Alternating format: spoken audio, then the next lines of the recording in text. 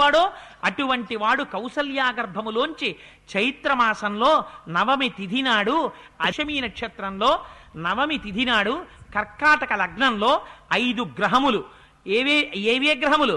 గురుడు, శుక్రుడు, సూర్యుడు, శని, కుజుడు. ఈ 5గురు ఉచ్చస్థానంలో ఉండగా అభిజిత్ లగ్నంలో రామచంద్రమూర్తి జన్మించారు. ఎంత ఈలోగా మళ్ళీ వార్త వచ్చింది.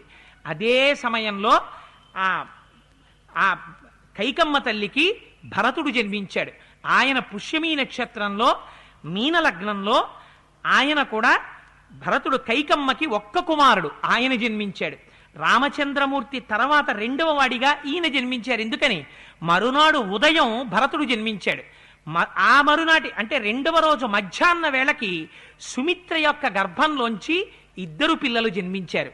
వారే అధ లక్ష్మణ శత్రుఘ్నౌ సుమిత్రా జనయుచ్చతౌ